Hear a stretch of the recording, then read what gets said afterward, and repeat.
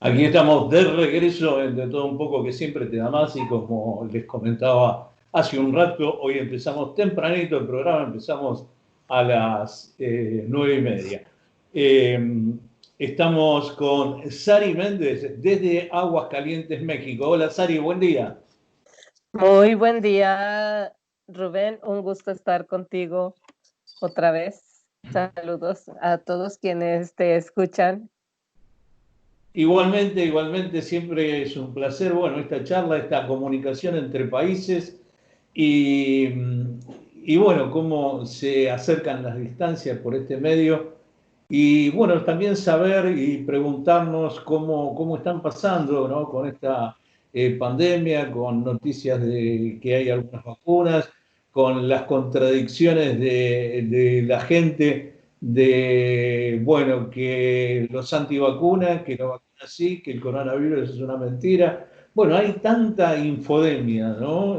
Tanta información falsa o distorsionada que sumada a los miedos o a los supuestos básicos de la gente hace un cóctel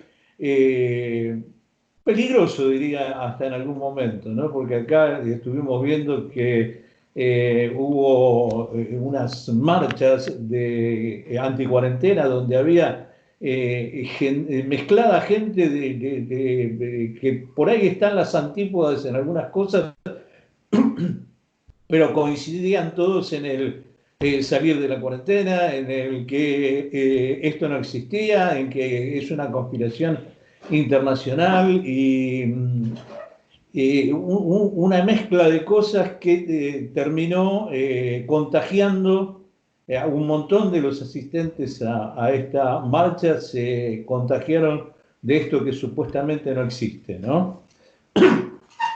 Ahora a veces uno no puede llegar a comprender cuál es el mecanismo que nos hace negar, ¿no? Algo que es tan evidente, ¿no? Vos podés discutir sobre el origen, podés discutir, alguien me decía algo muy interesante, ¿no? Que uno ya lo venía sintiendo, pero me lo puso muy bien en palabras. Dice, el ser humano está haciendo tantas acciones que está liberando de los glaciares, de los bosques y de todo lado, del permafrost, virus que estaban congelados hace miles de años o millones de años, que estaban ahí y que con nuestro avance sobre la naturaleza estamos liberando eso. O sea que, y es razonable, ¿no? Somos un poco víctimas de nuestra propia acción. Y a veces me doy cuenta que como que no hay conciencia de que no podemos seguir haciendo lo mismo que venimos haciendo hasta ahora, el extractivismo, ¿no? Exprimir al planeta en este se usa, se tira y ya está, ¿no? En esta sociedad de consumo que produce toneladas y toneladas y toneladas de residuos que terminan yendo a los mares. Yo lo veo acá durante el pico del aislamiento, se limpió el mar. Cuando hay un poco de relajamiento de la cuarentena, se vuelve a infectar de plásticos de porquería que tiramos nosotros, ¿viste? Entonces vos decís, ¿cuál es la pandemia? ¿La pandemia es el COVID-19 o somos nosotros? ¿No? Y nuestras acciones. Así es. Y bueno, acá en México, justo estaba comentando hace un rato con un periodista de acá de mi ciudad, ya un periodista de carrera, que la gente sigue acá en México diciendo, no, los contagios, la pandemia va para arriba. Mientras haya contagios, la pandemia va a ir para arriba. Si este padecimiento dura 1 año, 2 años, o permanece ya como una enfermedad propia, junto con todas las que ya tenemos debidas a virus, bacterias, etcétera, y que no se han podido erradicar, pues siempre que haya un caso, el tema va a seguir aumentando. Se le llama pandemia no por lo grave, no porque está allí, se le llama pandemia porque ha ocupado a todo el planeta. Se llama epidemia cuando se localiza en una cierta región. Por ejemplo, cuando hay un brote de cierta enfermedad en una provincia nada más y se queda solo allí. Cuando ya abarca un país o varios países, pues ya hablamos de una pandemia. Es cuando sale de las fronteras esperadas, ¿no? Y bueno, le hemos dado así como una connotación de muerte, de gravedad, de peligro irremediable a la palabra. Lo que es peligroso es el resultado de la infección del virus en ciertas personas. Realmente nos anuncian una tasa de mortalidad, una tasa de contagios. Tasa es velocidad. ¿Qué tan rápido están ocurriendo estos contagios? ¿Y qué tan rápido hay personas que lamentablemente están falleciendo? Si hablamos de totales de casos, pues obviamente todos los días hay más, porque todos los días se sigue infectando una persona. Y pues lamentablemente todavía sigue habiendo fallecimientos. Entonces hay más fallecimientos cada día. Pero nadie nos habla de los recuperados. En particular acá en México, sí, pues sí, siguen aumentando los totales de casos, puesto que todos los días hay, afortunadamente, ya menos de 1,000 casos diarios. Me parece que ya en los últimos días cayó a 200 o 300, cosa que tengo que revisar. De tener 1,000 casos diarios contagiados, caer a 500, caer a 200, caer a 700, eso es disminución del contagio. ¿Por qué puede ser? Porque a lo mejor todas las personas que ya se tenían que contagiar en la primera oleada, pues ya lo hicieron. Y porque el clima tan caluroso pueda estar mitigando, o porque ya las personas están tomando conciencia de salir a la calle con cubrebocas, de ponerse cubrebocas en lugares donde hay mucha presencia de personas. Llevar las medidas de cuidado. No sabemos. Aquí en México, la velocidad, solo la velocidad de contagio ha disminuido, pero la velocidad de recuperados ha aumentado. Y la velocidad de mortalidad, que no ha sido tan alta como se anuncia hasta con bombos y platillos para el mundo, no sé si para que otros países se sientan bien, siempre ha sido baja. Es que somos 130 millones de habitantes y el número de fallecimientos no llega ni al 0,005. Han fallecido recientemente, por lo menos en mi ciudad, y lamentablemente más personas por suicidio, porque ha habido problemas de ejecución de personas que se dedican al menudeo de narcóticos, por accidentes de auto. Simplemente ayer nos anuncian una sola muerte a causa del COVID-19, una sola muerte. Y sin embargo, murieron 4 personas, lamentablemente en accidentes de auto. ¿Qué quiere decir? Que la gente sigue la vida, la gente se sigue moviendo, la gente no cambia hábitos de manejar con precaución. que murieron 4 chicos en accidente de motocicleta, que estaban haciendo en motocicleta en la madrugada. Esos chicos no deberían estar en su casa resguardados del coronavirus. Entonces, hay que tener, creo que ya un cuidado de cómo escuchamos las noticias. Cada país tiene su situación, pero las acciones que nosotros personalmente hagamos para que esa velocidad de contagio disminuya y el decir, los contagios disminuyeron son porque estoy evitando contagiarme Claro. yo mismo. Primero, estoy trabajando en mi familia para evitar que se contagien, pero no es evitar de contagiarse solo porque sí, es porque puede haber alguno de la familia que pueda tener una respuesta que no nos quiera gustar. Puede haber alguno de nuestra familia que tenga que ir al hospital, que se quite ese mensaje de que la gente que se va al hospital es para que la maten. No, va al hospital para evitar que muera. Aquí en México, Rubén, está muriendo gente en sus casas porque han sembrado, incluso desde el extranjero, que la gente que va al hospital la matan. No, la gente que va al hospital es porque llegó muy tarde a su atención Claro. y los médicos ya no pudieron hacer nada. Bueno, Entonces, esa toda es la situación.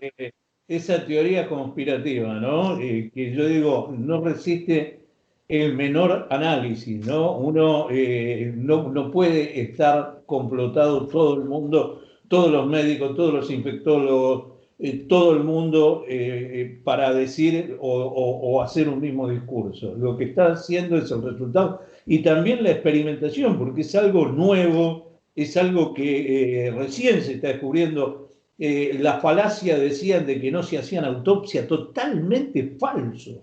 ¿No? Se han hecho las autopsias que fueron necesarias, por eso se descubrieron el tema de los trombos y todo. Lo que pasa es que en tan poco tiempo, ¿no? Todo se está descubriendo. Aparte, esta enfermedad va mutando, tiene distintos tipos de cosas. Pero creo que lo peor que tiene, más allá de la tasa de mortalidad a veces se multiplica porque colapsa el sistema y no se puede atender la gente. Entonces la gente se pone en la calle.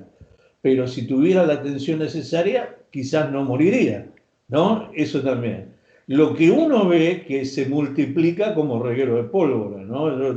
Acá lo vemos que un caso te hace 20 y es geométrico. Por ahí eso es lo más grave. Uno va viendo acá, hicieron una fiesta, no, vieron un señor de otra localidad y a una localidad que está a unos kilómetros de acá, y uno solo hizo como 40, 50 contagios, ¿no? Y después eso sigue circulando si uno no lo detecta a tiempo. Acá en el Mar del Plata lo mismo, y lo que uno relaciona es también cuando se relajan las medidas de control, cuando la gente se relaja, porque los que transportamos el virus y los que propagamos la enfermedad somos nosotros, ¿no? Si uno no toma los recaudos o se relaja de una forma que no cumple con lo mínimo, la mínima asepsia, termina siendo un agente multiplicador, ¿viste? Entonces juegan un montón de cosas, ¿no? Un poco la inconsciencia, otro poco el egoísmo, ¿no? De esta gente que se cree invulnerable, pero si vos podés ser invulnerable y todo lo que llevas y le contagias a los demás y no te importa, entonces también hay un sesgo importante de egoísmo, de me importa nada el resto de la gente, ¿no? Estamos viviendo en una época donde se mezclan tantas cosas, ¿no? Las necesidades de un montón de gente, porque por supuesto que está afectada, que no tiene trabajo, que este parate afectó transversalmente a toda la sociedad, pero cuanto más precaria es la situación que tiene, a pesar de que el gobierno ha aportado y ha ayudado a un montón de gente, no llega a todo el mundo, ¿no? Y todo el mundo tiene, o la mayoría de la gente tiene disminuidos sus ingresos, pero también lo tienen disminuidos ¿no? Por eso dice, cuando me hablan de la conspiración mundial, el trabajo de la mayoría de la gente lo que genera riqueza para los millonarios. Si la gente no trabaja, los millonarios no tienen riqueza. Entonces, van a hacer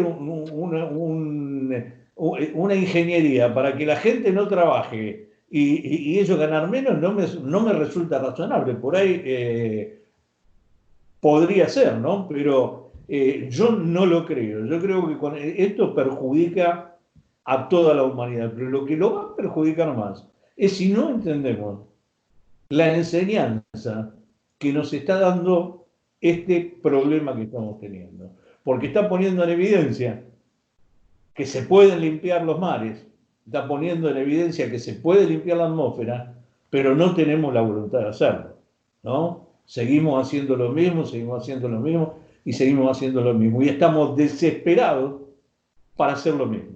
Lo del 4G, del 5G. El 5G, el problema del 5G, más allá de todo lo técnico que puede tener, igual que el 4G, el problema del 5G es que China lo descubrió antes que Estados Unidos, o lo industrializó. Entonces ahora es el demonio. Si esta tecnología la tuviera Estados Unidos, estamos todos friéndonos con la microondas y no hay ningún problema. Entonces, démonos cuenta, no te digo, no justifico que esté bueno el 5G porque creo que es tan malo como todo lo demás, pero lo justificamos nosotros cuando lo consumimos. Si yo no uso 5G, no hay 5G. Entonces, todos los revolucionarios de siesta, ¿no? Que están contra el 5G, contra esto, no consuman, ¿no? Si yo no quiero esto, no consuman. Entonces eso se termina. Si tenemos conciencia, ¿no? Y decimos, no, esto es malo, no lo tomo, como es malo los alimentos con agrotóxicos, ¿no? Y los consumimos. Entonces lo estamos convalidando. Si nosotros no consumimos alimentos con agrotóxicos, no los van a producir, porque se los van a meter en el bolsillo. Y bueno, creo que la crisis que hay es de conciencia, ¿no? Y es Totalmente. yo creo que es de una falta de amor, ¿no? Porque yo creo que todo se soluciona con amor, ¿no? Con comprensión, con entender y con ser ejemplo, ¿no? Yo no quiero esto, no lo hago. Yo tengo estas ideas, las aplico en mí. No pretendo que salga toda la gente a la calle porque yo no me animo a salir, ¿no? Bueno, es complejo el tema, pero creo que estamos en esa crisis. Pero bueno, saliendo del COVID, que siempre hacemos la introducción del COVID, quería que me cuentes, bueno, estoy recibiendo un montón de información de esta arqueología prohibida y de esta arqueología que creo que es la que se está imponiendo, ¿no? Porque la arqueología tradicional está dejando tantos baches y está dejando de explicar tantas cosas que sucedieron que esta arqueología se está imponiendo como la arqueología oficial, ¿no? Hay una arqueología que está para el establishment y hay otra arqueología que está para la gente que quiere saber un poquitito más y que quiere investigar un poquitito más. Y bueno, México es riquísimo, riquísimo en todas estas legados que vienen desde nuestros antepasados, desde nuestra prehistoria y un poquito más, que tienen mucho que contar, ¿no? Y que lamentablemente los que deberían de dilucidarlo y deberían de investigarlo y tienen todo el apoyo del aparato estatal para investigarlo, están mirando para otro lado. En general, ¿no? Hay algunos puntualmente que lo hacen, pero la arqueología tradicional o la investigación tradicional está muchas veces más para defenestrar que para investigar, ¿no? Sí, así es, así es. Y además, encima de todo, nos anuncian hasta con bombo y platillo que eso la gente nunca lo podrá ver. ¿Por qué?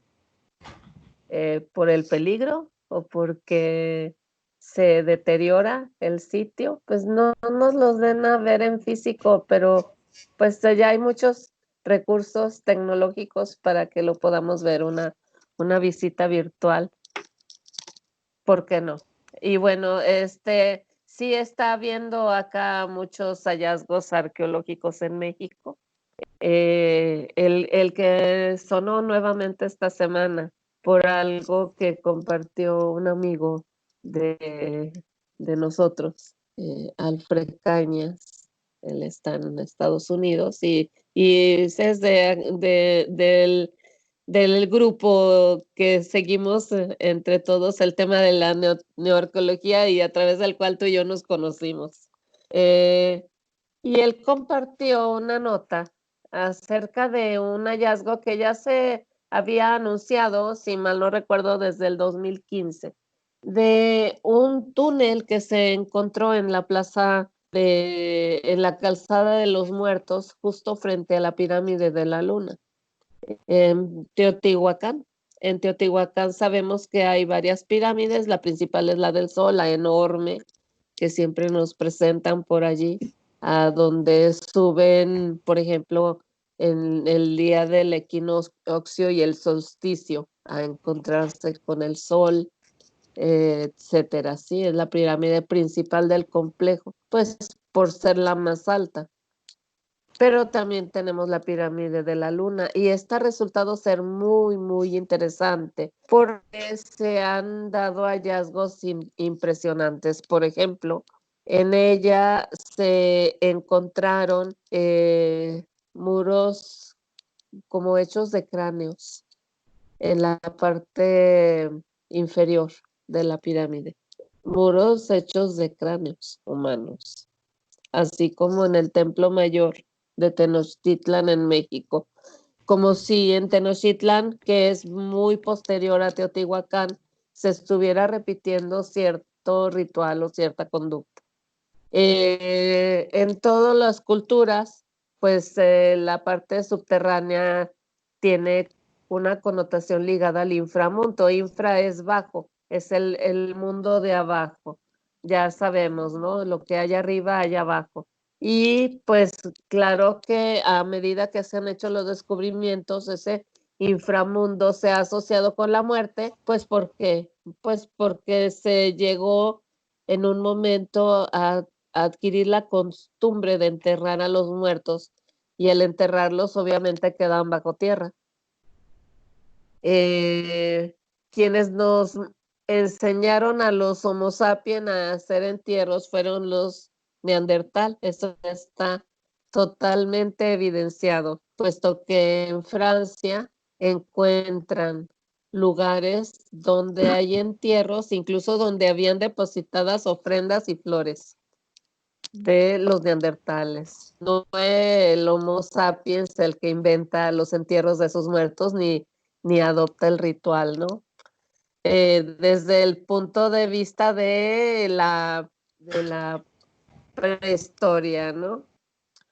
Y en este lugar, de esta calzada que se le llama de los muertos, se le llamó de los muertos por haberse encontrado justamente cráneos, sobre todo, no esqueletos completos allá cuando se empezaron a hacer las primeras estudios, han encontrado un pasadizo que tiene una entrada justo, digamos, en la parte media de la calzada que está frente a la pirámide de la Luna y han seguido excavando y al hacer la primera excavación fueron encontrando piezas arqueológicas inesperadas, piezas que no corresponderían a la zona o a la cultura teotihuacana, sino que hay presencia de figurillas de jade, incluso una placa, dos placas enormes de más de 1 metro de solo jade, figurillas que provienen de la región de los mayas, incluso de Honduras, de Guatemala, etcétera. Y conforme han avanzado estas excavaciones, han encontrado 5 túneles que confluyen Los arqueólogos que están al cargo piensan que esos recintos eran dedicados a un culto a los dioses, tanto a los dioses del inframundo, a los que cuidan o rigen a los muertos, al dios de la muerte que existe en todas las culturas, pero también ellos han encontrado vestigios de dedicatoria al dios Tlaloc, que es el dios de la lluvia, el dios del agua.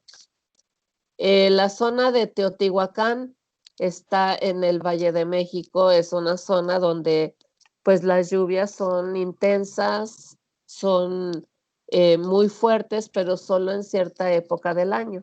En otras épocas se sabe desde hace mucho tiempo que son escasas, entonces el agua es un recurso vital y al estar Teotihuacán relativamente lejos de alguna fuente de agua, podemos pensar que la dedicatoria fuera también a este dios, puesto que sabemos que el agua era vital para los cultivos que ya se hacían en todo alrededor de la zona de Teotihuacán y que se siguen haciendo. Tú ves la región y todavía ves a muchos habitantes de San Juan Teotihuacán, que es el pueblo, que se dedican básicamente a la agricultura, pues además del turismo, ¿no? Que se ha desarrollado ahí. Lo curioso de este asunto es que ellos encontraron una ofrenda que tenía glifos mayas y eso corrobora que había ese intercambio no solo militar y comercial, sino también de ideología, de cosmología y cosmogonía con los mayas. Y resalta una pequeña cabeza que no han mostrado. Yo estuve buscando y buscando la cabecita maya, donde dice el Señor que manda. Esto le da una connotación a esto de una dedicatoria del pueblo teotihuacano especial a las deidades mayas.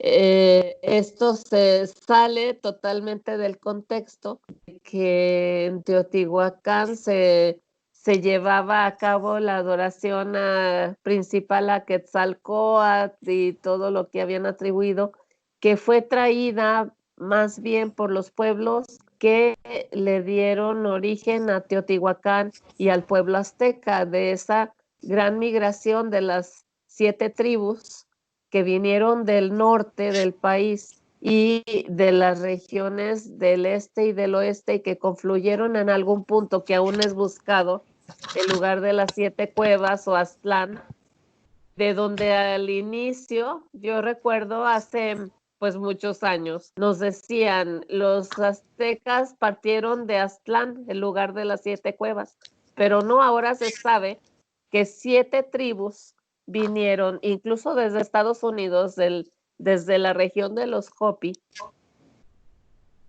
y confluyeron en algún lugar en el centro del país llamado Aztlán, un lugar de 7 cuevas que le dieron albergue a esas 7 tribus que enviaron emisarios para unirse a partir de ese punto en un camino y buscar ese anuncio que les había dado el dios Huitzilopochtli, que encima de todo era el dios de la guerra, para ir a sentarse donde vieran un símbolo que iban a encontrar.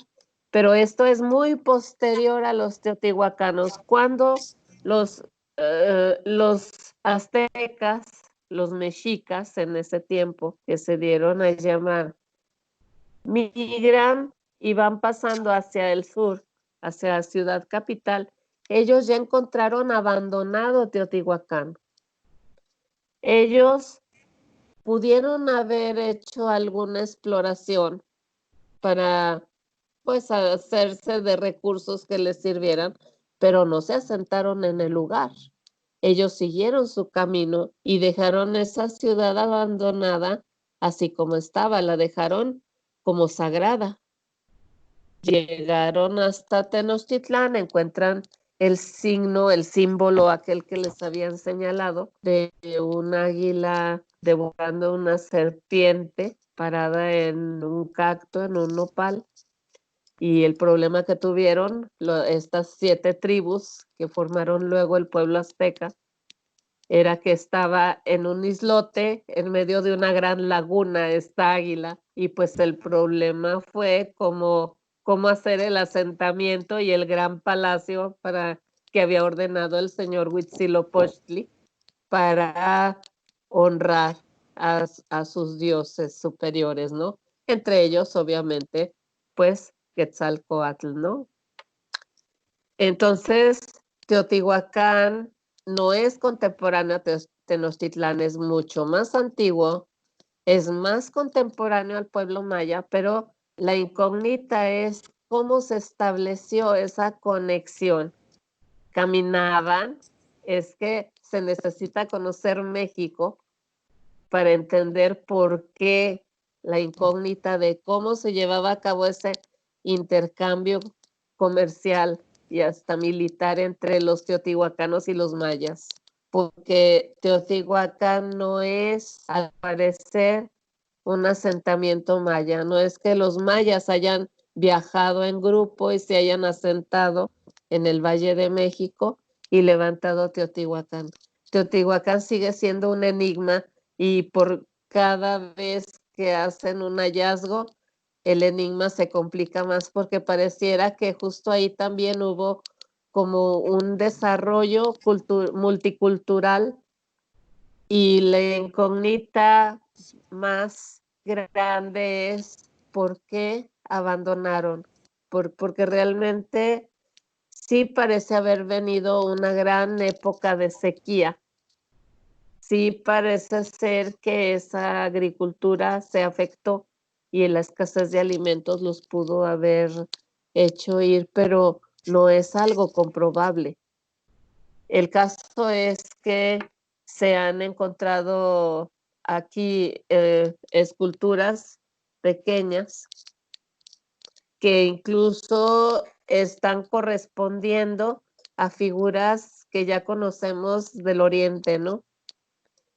Por acá, y Eso lo te voy a iba, mencionar. eso Adelante. te iba a decir, ¿no?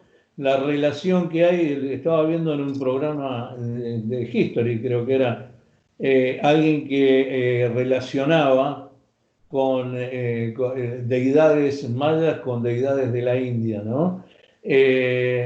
Y entonces vos decís, ya las estructuras, ¿no? Las estructuras piramidales diseminadas por todo el mundo, o sea, nos dejan entrever que hubo alguna conexión bastante importante. Ahora, a medida que uno va profundizando, hay más coincidencias, ¿no? Incluso Maya con Maya, ¿no? Maya, esta deidad hindú, y maya, ¿no? Hay tantas palabras y tantas cosas que nos recuerdan a otras latitudes, ¿no? Así es. Sí, sí, y bueno, aparte de encontrar estas deidades, nuestro amigo Francisco David, al leer el artículo que publicó Alfred Cañas, dice, pues, eh, tendríamos que ver la cara de ese señor. Y entonces yo le respondí, pues, a ver si lo ves con Sí, sí, sí, lo mayor, vi. ¿no? De hecho, te Lo vi, etiqueté pero allí con P y le larga. puse, aquí está la cara del que es el señor que manda en el inframundo de los 5 túneles de la pirámide de la luna. Pero fíjate bien, Dice, a mí me llama la atención el arqueólogo a cargo que hace el reporte, porque a mí me parece que está también de este lado. Ya hablábamos en un programa anterior de cómo estar en este tema, profundizar, el seguirlo tantos años, pero después empezar a profundizar y conocer gente, relacionarte y conocer más o menos quiénes son los que aportan todas estas alternativas de explicación y que nos presentan esos hallazgos que meten así como en solo para los amigos, sobre todo acá en Facebook o en sus blogs, y que no salen a la luz pública desde los divulgadores de estos temas ortodoxos. Son arqueólogos activos, son arqueólogos que están trabajando para ganarse el pan con algo que, bueno, es increíble. Yo creo que trabajar en lo que te gusta para ganarse el pan es lo mejor que le puede pasar a una persona, ¿no? Pero que además sea tan abierto y tan valiente de mostrar la otra parte, Claro, eso que no es nos común. enriquece, la que no es común. Y esto hace que incluso ya ciertas instancias gubernamentales empiecen a abrir un poco a hacer notar ciertas relaciones interculturales, ¿no?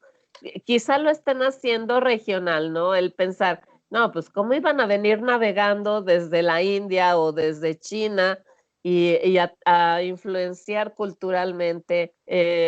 No, seguramente se trasladó el gen de esta cosmovisión hasta nuestras tierras, atravesando el estrecho de Bering, y ya sabemos todas esas explicaciones, pero Pero pues ya hay estudios genéticos que están emparentando hasta la Polinesia con América y el salto con Europa o con Asia. Hay incluso la migración al revés de de América América, a Francia.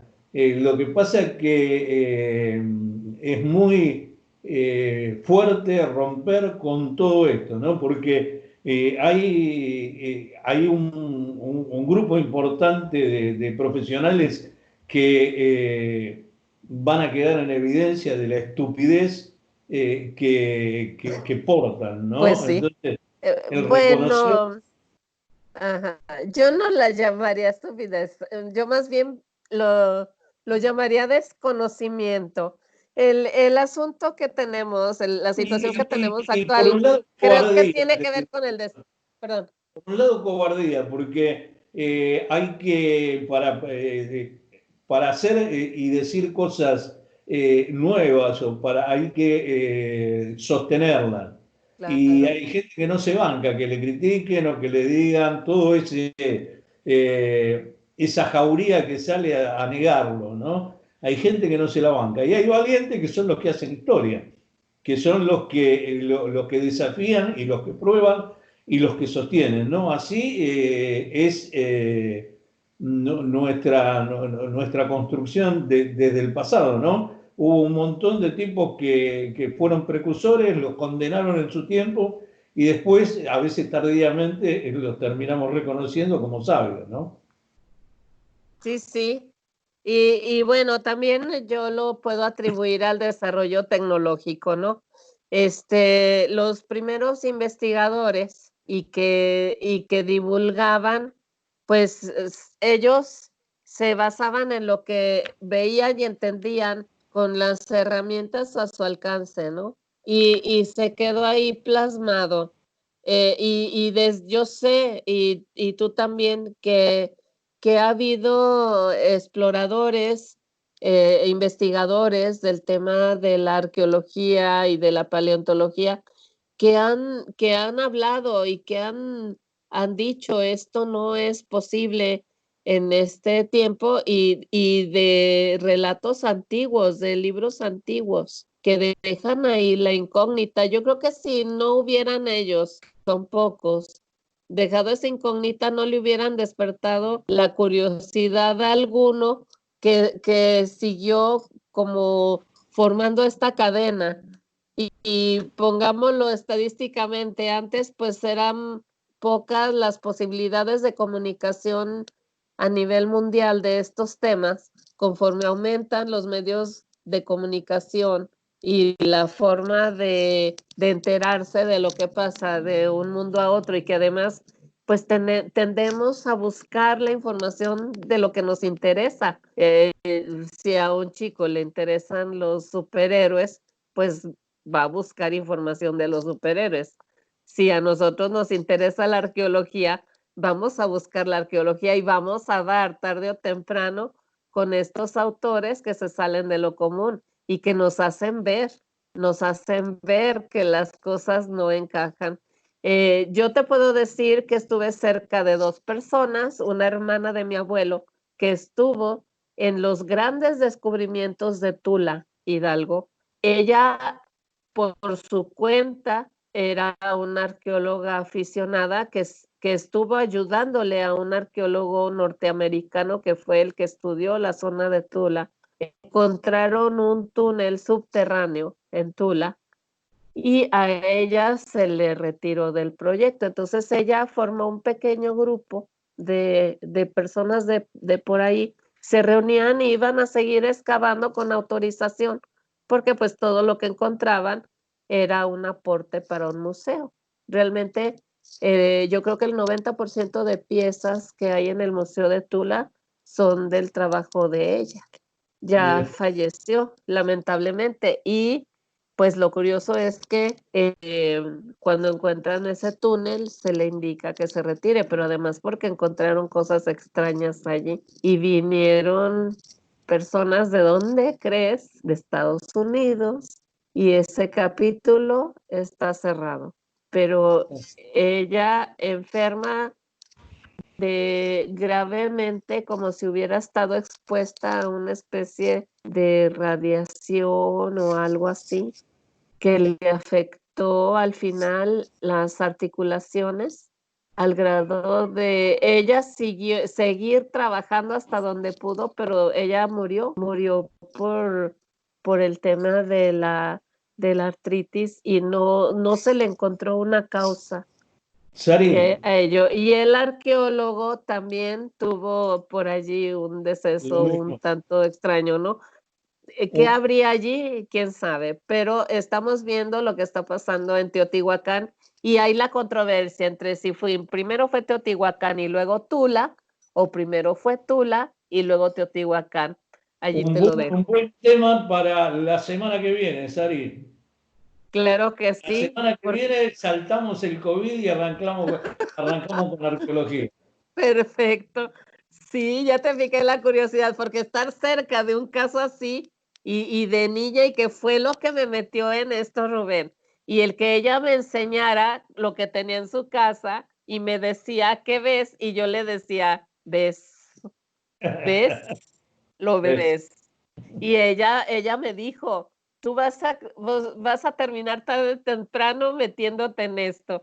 Pero mi padre también, yo crecí escuchándolo. Es que son mentiras. Dice, es que no es posible. Mi papá era una persona sencilla que no terminó la primaria, llegó hasta al último grado, pero no terminó.